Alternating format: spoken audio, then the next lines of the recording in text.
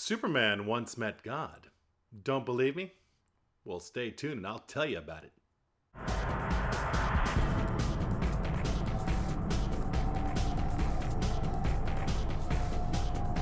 Hello and welcome to Kevin's Commentary on Comics.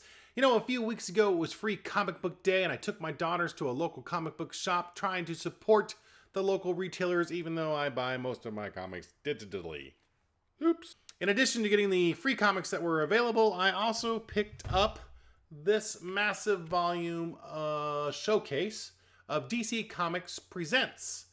Now this particular volume, which is 561 pages of black and white DC goodness from the early 80s, contains stories of Superman team-ups. It has issues 27 through 50, including an annual, so there's a lot of reading in there, and I have not finished it all. This is going to take me quite a while, I guarantee you. But I did read the first 3 stories, and they were quite a doozy, so I wanted to give my comments about them. Now, the story was written by comics legend Len Wein and drawn by also legendary artists Jim Starlin and Romeo Tangle. We'll start off with issue number 27, entitled The Key That Unlocks Chaos. This featured the Martian Manhunter as the named team-up for this issue. Now we start out with Superman getting a message from Mongul. Now this is the first appearance of Mongul, who is kind of a big-time villain in the DC universe now, or has been in the past. Honestly, I don't know what the state of he is right now.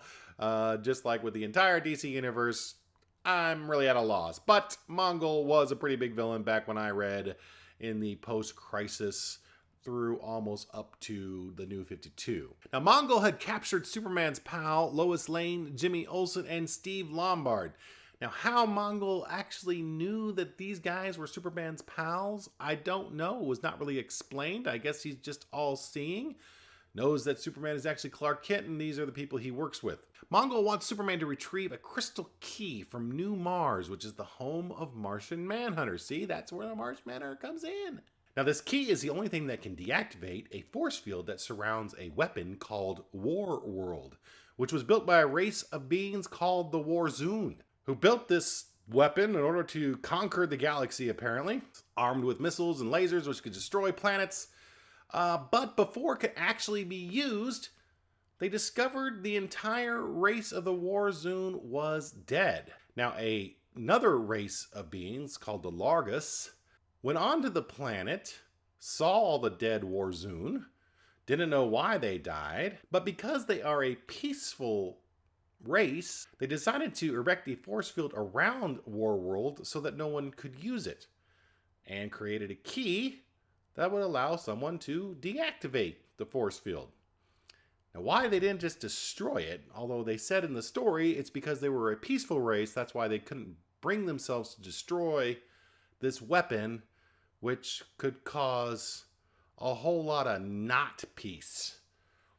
And then create a device that would actually deactivate what they put up to protect it. I don't understand these Largus people. What were they thinking? Mongul wants this key because he wants Warworld. So anyway, Superman accepts Mongul's challenge in order to save his friends. He figures, hey, he's Superman. He'll figure out what to do, because that's what he does. He's Superman. So he flies to New Mars, is confronted by the Martian Manhunter. They fight it out, but Superman ends up beating Martian Manhunter by placing a ring of fire caused by his heat vision around the Manhunter, which of course, as everyone knows, fire is Martian Manhunter's one weakness. Now, previous to that, Martian Manhunter tried to fire some missiles at Superman, which were armed with kryptonite, which of course is Superman's greatest weakness. Why does everybody know what each other's greatest weakness is? I mean, I think if I had my greatest weakness, if I had some sort of gem or mineral or fire or element or whatever that was my greatest weakness, I wouldn't tell anybody.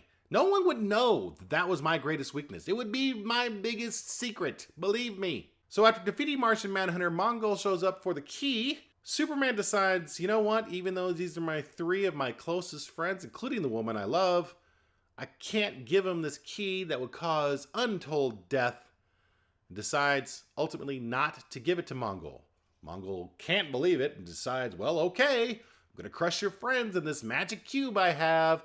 And he starts contracting the cube, and they're getting crushed. Superman's really sad, but then all of a sudden the cube breaks.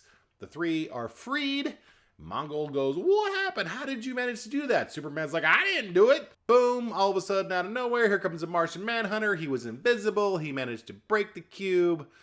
But all of that's great, so you got the three saved, but Mongol gets the key anyway and promptly vanishes. Manhunter is pissed at Superman and asks what he's going to do about it. Superman says, well, I'm going to take these three back to Earth, I'm going to get some superpower help, and I'm going to find that war world. So let's cut to issue number 28.